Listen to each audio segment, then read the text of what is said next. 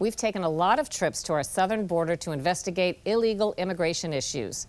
Today we go underground to get a close-up look at what was once a major smuggling route in Nogales, Arizona, with Border Patrol official Kevin Hecht. Nogales, Sonora sits higher than us here, so all the water and rain events in Mexico flow into the United States. So this is like a stormwater. Stormwater, and then there's also some sewage lines that treat some sewage that comes in from Mexico. They also use that for smuggling too, so there's different avenues that they might use for smuggling. So normally, during a major rain event, you shouldn't open this door. You can't open this door because the channel, when I open it, you'll see it's rather large, but the water flows wall to wall, floor to ceiling in here, so it's a significant flow of water.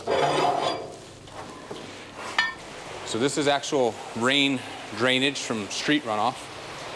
It does have a chlorine smell to it because there is some E. coli that comes in from Mexico. It's treated with chlorine to keep that down. But during rain season, it can be a little bit high. I'm gonna step down. You can step down too, just don't go in the water. Where is Mexico? Right here, there's a yellow line across the ceiling on the angle, and that's Mexico.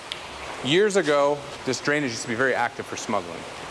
So we had a landing mat gate, which was a solid steel gate, and the rains would rip it out. So instead of putting it back in every day, we'd wait till rain season was over. What that allowed was for smugglers to come in and use the drainage channels. And they would smuggle drugs, people, a lot of violence, some aggressive violence, stabbings.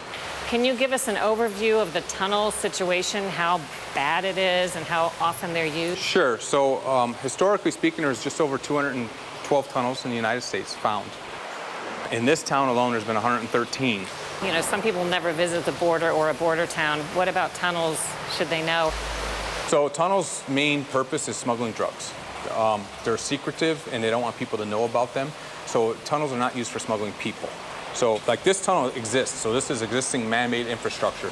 There's no secret about this. It's on every city planning map. It's on every zoning map in every city that has infrastructure.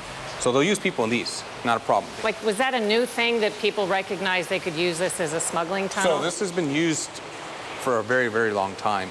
This channel has been built in the 30s, 40s. It started as an earth dirt tunnel, natural flow, and then as urbanization happened, it concreted it in and sealed it.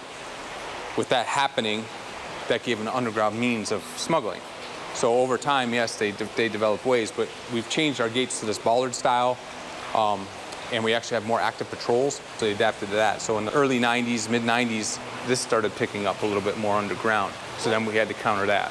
So what we did originally is we put an agent at the exit, which is a mile north of here, so you can go a mile underground and into the U.S., pretty much without being detected at that time. So what they did to counter that is they started jacking up sidewalks and manholes throughout the town and coming out of the streets. So then we had to counter that and started welding those down. So then we obviously pushed forward towards the border, came up with a design that would prevent the gates from getting ripped out, attacked at the border, so that solved our problem the whole mile north of the border. Border agents go through extensive training to go in the illicit drug tunnels.